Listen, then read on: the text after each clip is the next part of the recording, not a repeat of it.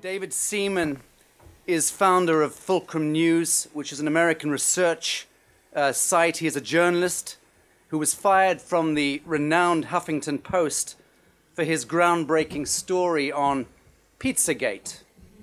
His continued commitment to advocating for civil liberties is a benchmark for journalism, and we welcome you, David, most heartily to this Judicial Commission of Inquiry into Human Trafficking and Child Sex Abuse. Welcome. Thank you for having me, and thanks for making this a focus. Of course, even the White House has published an executive order going into how widespread human trafficking is, what an epidemic it is, and there was just an article in the New York Post about how this is happening right underneath of people's noses on a scale that is frankly hard to fathom. In my humble opinion, Pizzagate and the awareness that people like you, led by you, raised is what opened the public's mind. So with that, I turn it over to you. Tell us what you think we need to know. Thank you so much, Robert. I know you come from an organization that at one point in time had pledged to deceive all of us, right? Deceive all of us as to the real state of the world. And then the Podesta emails come out in the days before the U.S. election in 2016, in late 2016, these emails just come out seemingly out of nowhere, like the Twilight Zone. We only have a few days to pour through them, those of us in the research community, with the group of researchers that became Fulcrum News. We only had a few days to pour through this stuff, and it wasn't just me and my team, but I was seemingly one of the only people in the U.S. who were behind some kind of media bubble or some kind of media blockade that did not want to talk about the contents of Podesta's emails at all. They did not want to talk about his emails, and I was just drawing simple conclusions about the content of those emails. Anybody in order of magnitude more busy than the average journalist or the average professional, if they're using a code language in their emails, there's always a reason why. That's just simple research work 101. If somebody is a very busy person, and their day job is organizing the presidential campaign for Hillary Clinton. If they're using a code language in their spare time, there's got to be a reason why. And so we just followed the path of least resistance, really, aside from the trolling and the character attacks from the Media Matters type people. Aside from that stuff, we just followed the path of least resistance, and we just followed Occam's razor as researchers. And that brings us to the present day. So thank you all very much. And again, we were behind some kind of blockade. I mean, Europe knew this stuff was not only possible, it's par for the course, right? Jimmy Savile and the BBC having kind of covered up for him, and even, the royal family having given him a degree of legitimacy he should not have had. So Europe was open to this pedophilia stuff, the fact that it exists, unfortunately, that child abuse is widespread at the top levels of society. The Catholic Church, another predominantly European scandal. Europe knows it exists. Asia, I think by default, knows the world is a very corrupt place. And in the US, we've been living behind some kind of Alice in Wonderland facade, like we're living in a Norman Rockwell painting. And no, we're living in like the opening scene of the movie Taken with Liam Neeson, so very, very interesting. This is finally blown open again. Even the New York Post talking about how it's an epidemic. And now I'll leave it up to all of you. Thank you. Thanks very much for coming and giving some testimony in relation to this to the court.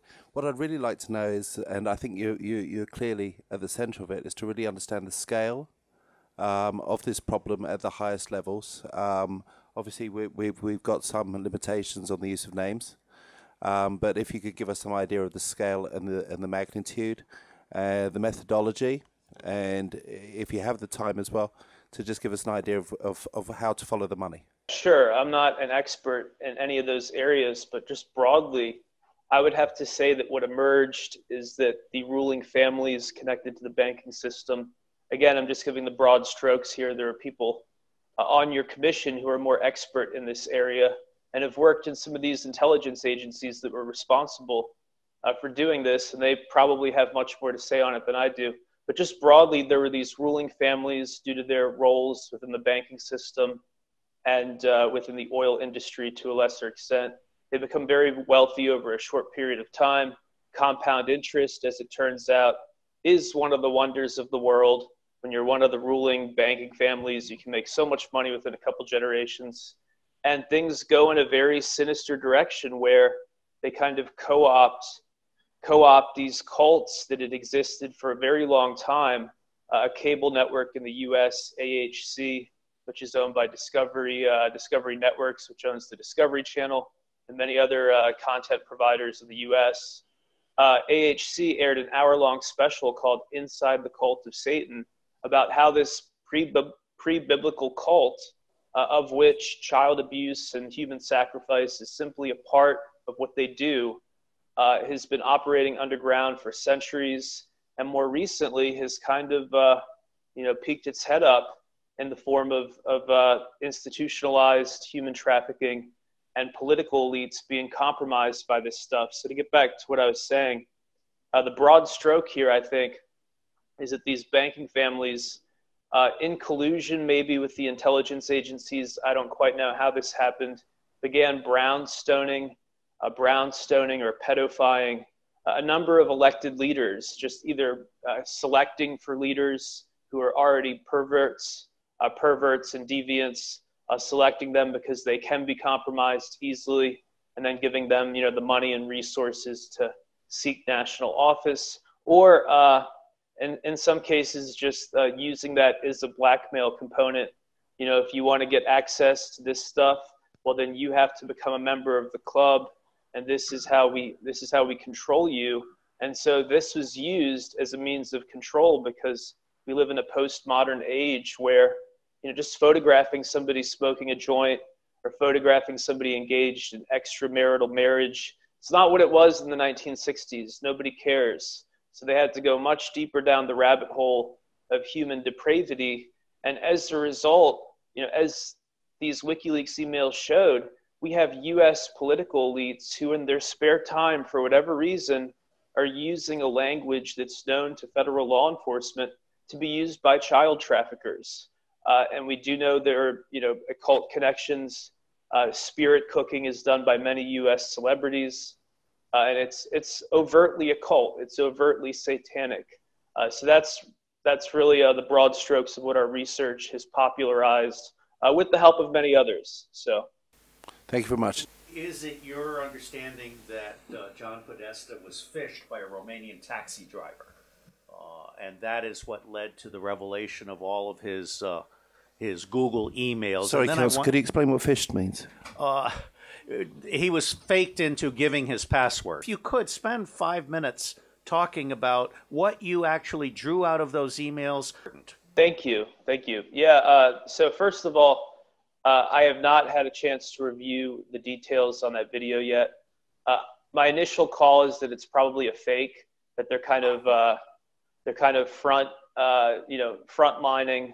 What they're doing is they're frontlining this whole story by putting out a fake, which then they can debunk easily. And then people go, oh, it's BS. And then round two, when the real thing drops, half the population goes, oh no, I saw on Comedy Central that was just a fake. So it kind of muddies the waters. I think that's what they're doing. Again, I could be wrong. I haven't looked into it fully. But my initial call is that it's probably a fake. And we know just recently the mainstream media, so-called mainstream, they were publishing articles in unison saying, if you see something on video, can you really believe it? Videos can be fake nowadays. Okay, if we're living in that postmodern kind of world, then we don't even need journalism, right? We don't even need the New York Times. We don't even need video. We don't even need this commission. We don't need to do anything if you can't even trust video. And if you can't even trust a bank balance on a screen, then we're living in postmodern absurdity from some French novel, right? So of course, you can trust what's on a video. If it's in HD and you can prove that the shadows are coming from certain angles and that it's, a genuine light source and not some kind of CGI nonsense, absolutely you can trust video. And so I think they're very scared of the fact that the turned NSA, the NSA that is loyal to Trump and loyal to this, resurgence of nationalism and truth, they're terrified. The NSA is sitting on, a lot of dirty stuff. Many nasty films have been exchanged by elites over the internet, over the past decade, and the NSA has all of it. So that's where I stand on the video. And then the Podesta emails, this is actually the most viewed video on our BitChute channel. It was massively viral on our YouTube channel. YouTube is owned by Google. So this 8-minute mini documentary we put together, the budget was about $10,000. Part of what that involved was just putting together this professional quality mini documentary. And in a short amount of time before the new year, because that's when we wanted to release it for maximum impact, it came out. And this mini documentary had more than 200,000 views. I believe it was 225,000 views on our YouTube channel before they banned us on YouTube. When they banned us, one of the results of that was that they wiped all 505 of our videos. One of those was that video. We luckily have a backup on our BitChute channel, bitchute.com/channel/Fulcrum News. And if you just click on the most popular video that's been uploaded there so far, it is that 8-minute mini doc that goes into the Podesta emails. Here you have this Hillary Clinton campaign chairman who is the White House chief of staff under Bill Clinton, very powerful and busy guy, using this code language of pizza and hot dogs. It recurs again and again. It keeps recurring. I don't know what the source of the email leak was. I do believe he was phished by somebody. I believe somebody sent him a fake password reset email that said, hey, John Podesta, pick a new password. And he types in something. And then they have his new password.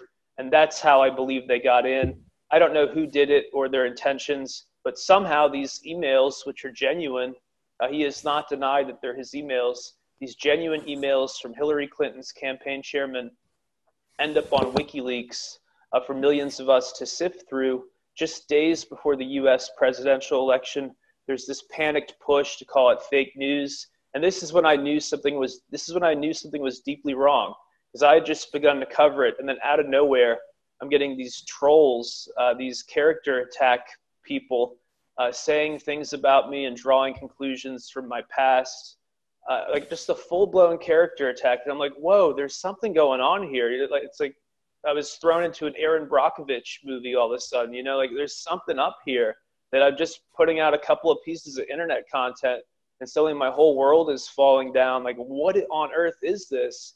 And I had been publishing for years online for various outlets. And I'd never seen anything like that, even back in the days of talking about the NSA openly and some of the programs that Edward Snowden had outed. I would go into that stuff, experience nothing like this. And so I knew that that was a red flag. That was a tell. If you're a poker player, that was a big tell that there's something here. And then the other thing, aside from the banning of the YouTube channel and the Twitter ban, there's just been so much censorship around this whole topic of Pizzagate. And we've had everybody from Comedy Central to the New York Times to the Washington Post just, again, frontline and say Pizzagate is debunked fake news. It's very dangerous. It can hurt real people. It's very dangerous. Stay away from it. And you're like, wait a second. Hold on. Debunked by whom? Debunked by whom? What government agency? What law enforcement official? Which agency anywhere has said this is debunked, this is not real? We have no idea what John Podesta, at the very least, we have no idea what John Podesta is talking about in his emails.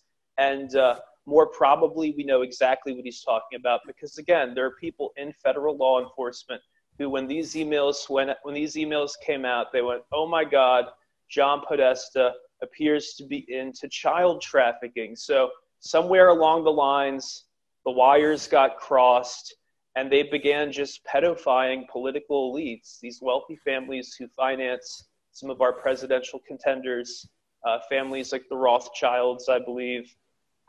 Things got really messed up.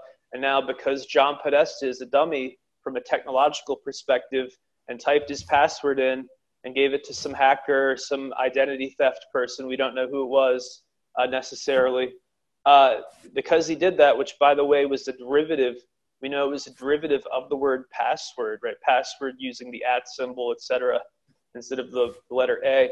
Because of that fluke of nature, that fluke of fate, we now have a different timeline in history where this cabal of weirdos who are into sexual perversion, They all have to face the light of day thanks to the internet and thanks to internet researchers and thanks to commissions like yours. Chief Justice. Just one simple question. You were sacked from the Huffington Post. Is there any future for that publication? Any credibility now? I think pretty much the whole mainstream media is, as Pizzagate goes out wider and wider, the whole mainstream media is done. I mean, you had Comedy Central mocking it as fake news. You had the CBS evening comedy host Stephen Colbert mocking it as dangerous fake news. You had the New York Times and the Washington Post both received Pulitzers this year, just recently. That's recent news. The Washington Post and the New York Times, or as our president calls them, the failing New York Times and the fake Washington Post, they both received Pulitzer Prizes for their work unearthing the Russia collusion story, which, by the way, if it were 100% true, is not even a felony, right? If Donald Trump spent every night pre-election in a hot tub with Vladimir Putin and stacks of $100 bills, simply not a felony, right? Simply not something that you can bar somebody from office over, not a felony that they were investigating, and they award them Pulitzers. It was trumped up. It was fake news created by Hillary's people. And the days after her election loss, they were stunned by the election loss. Her backers wanted to know, how is this possible? How did we lose this thing? And they pointed to, well, it must have been Russia. So they shouldn't be getting Pulitzers. They should be shut down. They should be shut down for malfeasance, for professional malfeasance. Meanwhile, Pizzagate bubbles up thanks to internet researchers, thanks to the decentralized nature of internet media. Pizzagate keeps bubbling up, and they keep trying to suppress it at the New York Times and the Washington Post and places like BuzzFeed and Newsweek. So I think all those brands are pretty much done. As this goes viral, right. It's like they tried to cover up Watergate. They're not going to have a future. Yeah, no, thank you for answering that. The reason for my question was I was asked to write an article for the Huffington Post, but I think you've just saved me a lot of typing time. Perhaps you should. David, there are people like you and Nafiz Ahmed, who I admire very much. He's written for The Guardian, and now he's writing for Insurgent or something. But there are people like you that have found it difficult to get the truth out. And I understand now that there's a move to create an Internet 3.0. I coined the term #Google Gestapo. There are no fewer than 10 YouTube alternatives based on blockchain.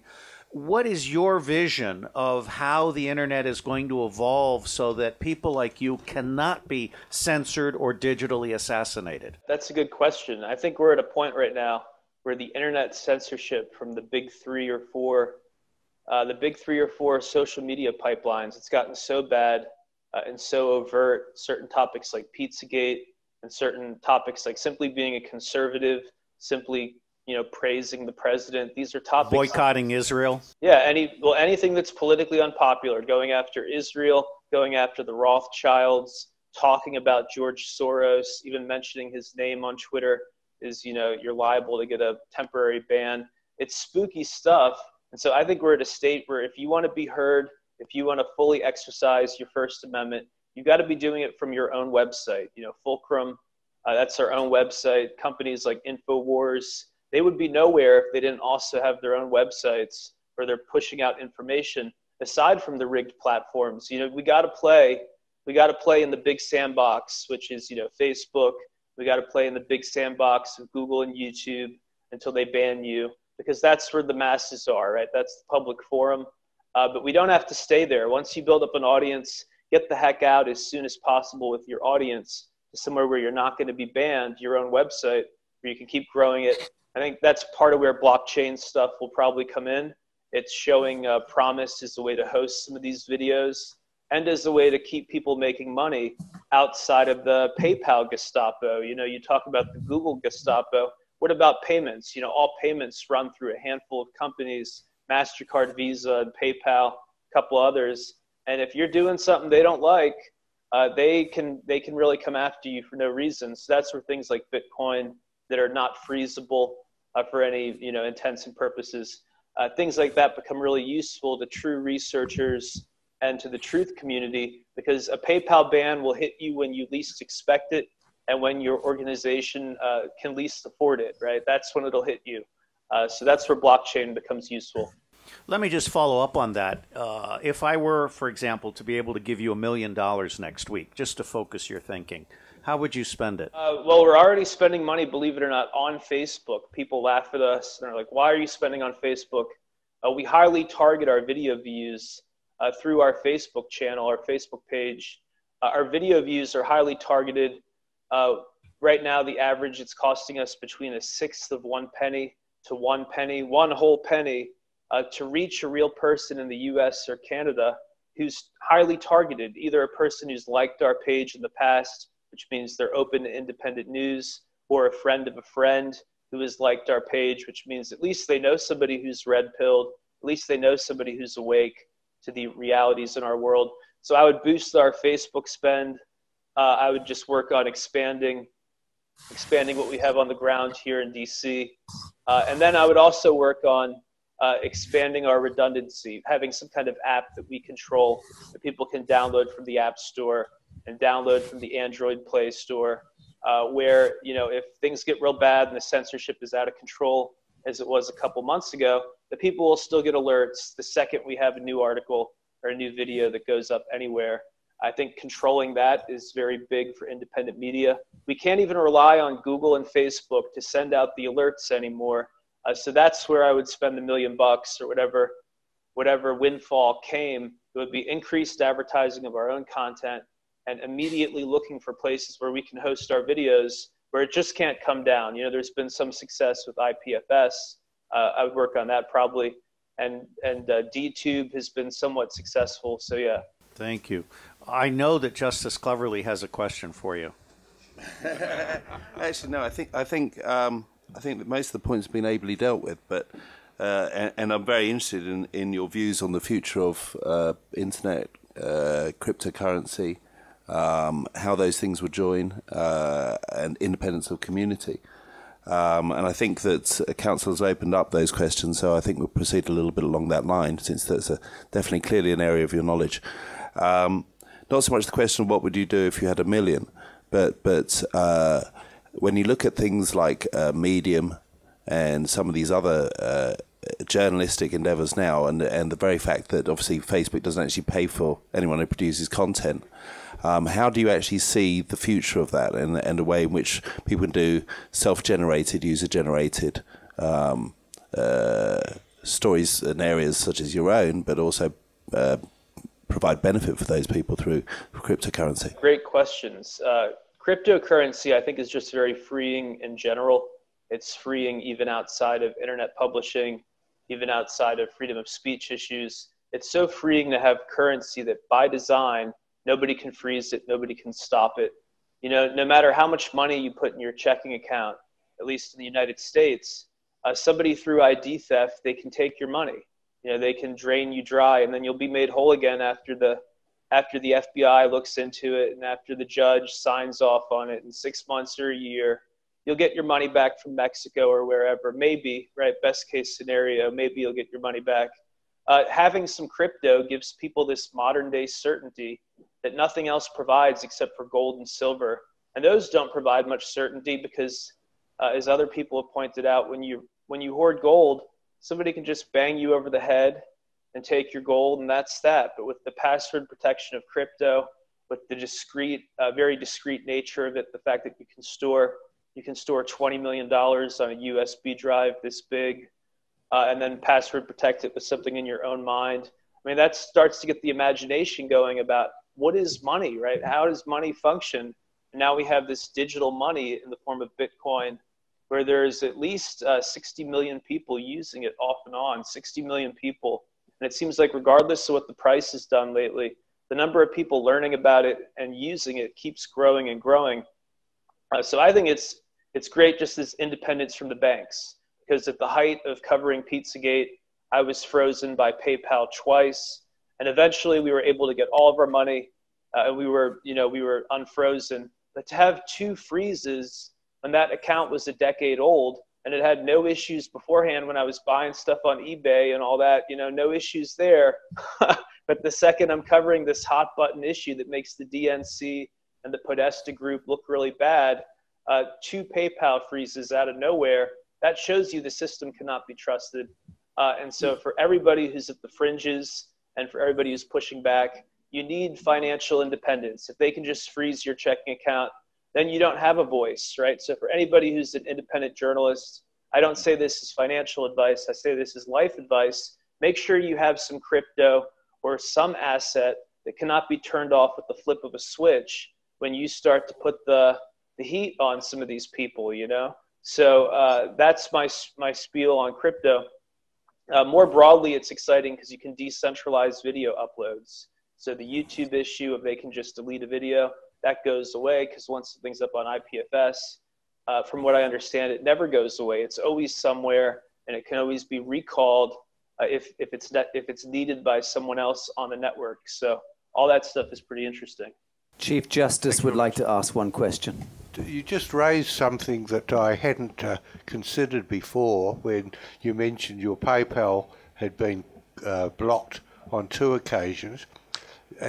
Is there any truth in the rumour that the United States government is legislating to ban the use of large denominational notes in cash and forcing people when they enter transactions above a certain amount to use the existing banking system so they can keep track of how much money people are spending, with the aim then of working out how much money people are actually earning and taxing them on it? That's already the direction things are headed in. The banks want people using cash as little as possible.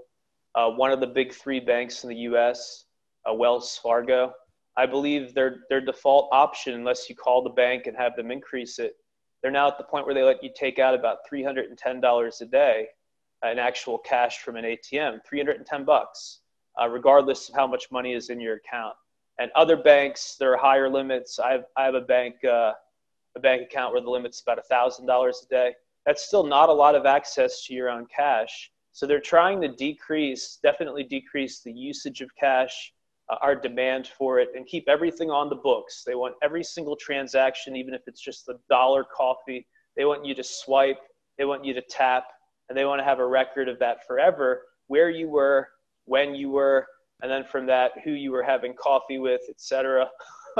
David, thank you. Forgive me, I'm going to call time on that if that's okay. Did that answer your question more or less, Chief Justice? It did. Commissioner Hutzabout, David, is a criminologist and psychotherapist, and she would like to ask a question of you. I would like to point out that there has been scandals in England, in Ireland, thinking of the Savile case in the United Kingdom, in France and in Belgium, and I'm from Belgium, and I would like to point out that they even then, because this was worldwide, it was in 95 that Marc Dutroux has been arrested in 96.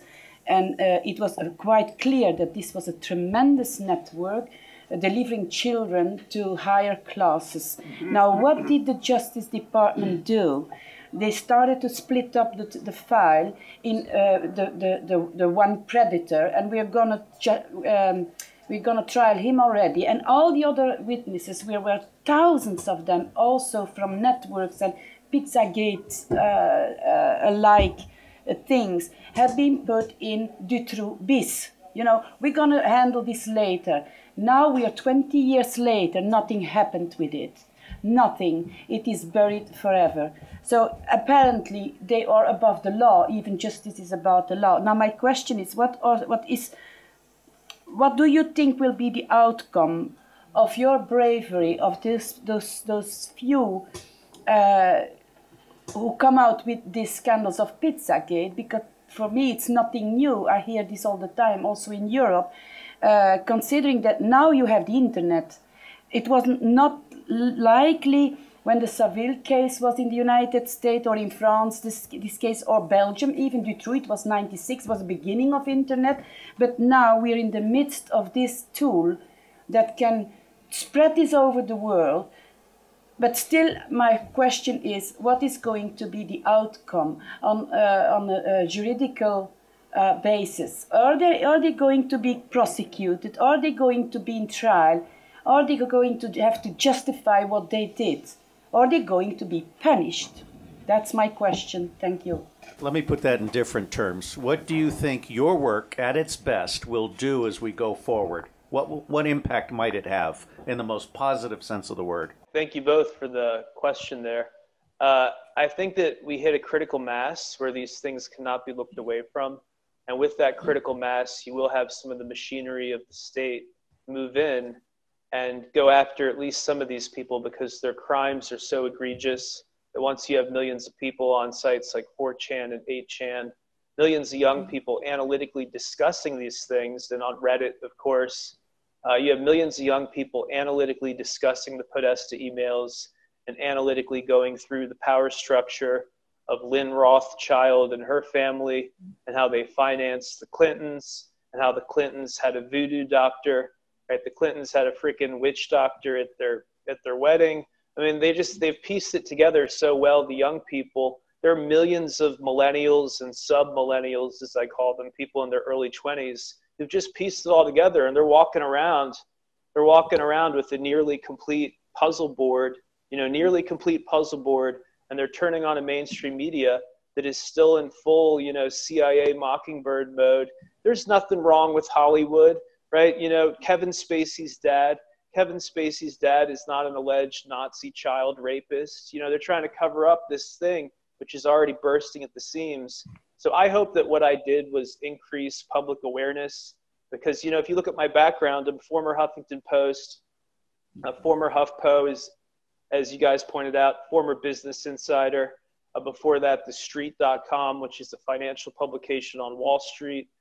For a little while, Entrepreneur Magazine's website. So I'm not like a crop circle chaser. I'm not chasing the crop circles and looking for the interview with Bigfoot and all that. And to suddenly be attacked nonstop, oh, David Seaman, you're a crazy person. You're a crazy person to think that John Podesta is a bad person. Like, where is this coming from? It gave me a little taste for what some of the victims must go through when they do their gang stalking and all that of like, oh, you weren't abused, blah, blah, blah. That's how it functions. They have this organ of online harassment that then if you're influential enough, it extends into real world harassment. But to answer your question, we've seen the unsealed indictment, which was previously sealed. It was filed under seal by the court. We have seen the unsealed indictment of Keith Raniere, who is known as the Vanguard. He's the head of this weird sex cult in Canada, NXIVM. And if you look at some of their members are also active or past members of the Clinton Global Initiative. And many of their members are Hollywood actresses who are quite well connected politically. So it's all just one nasty spiderweb.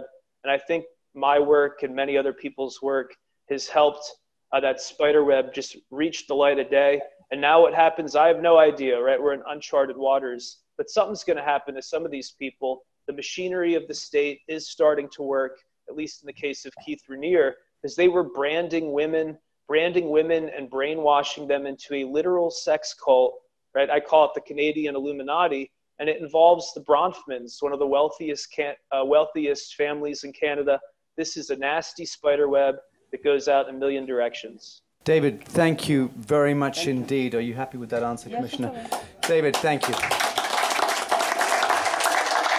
I would like to just suggest, and justices, please correct me if I'm out of line here, but it may be a propitious act if David considers an affidavit of truth in the coming days. If you wish to submit an affidavit of truth, which could be notarized virtually with the court, and submit some or all of the names that you feel ought to be named, albeit we will not be naming them ourselves. We will be retaining that in the court record under affidavit of truth. That may afford some degree of protection for brave individuals like David Seaman. It's entirely a matter for you, David, but whilst you're here, if that's something which made sense to you. Yeah, well, certainly everything I've reported on is the truth. Everything I've said is truthful.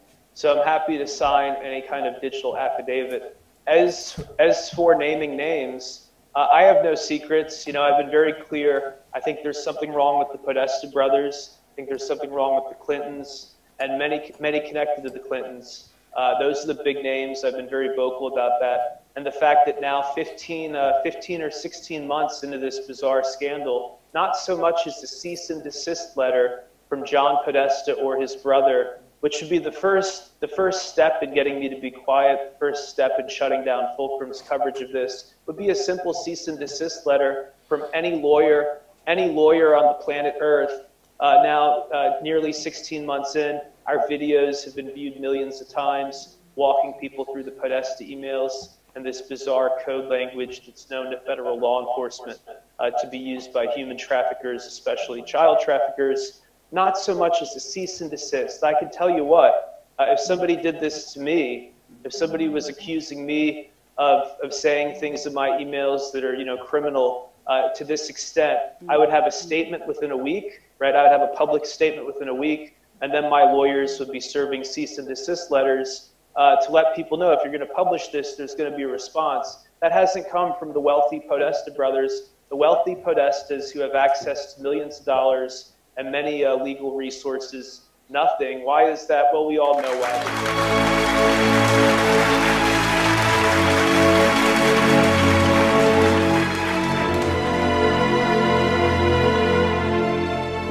We are the power behind the ITNJ.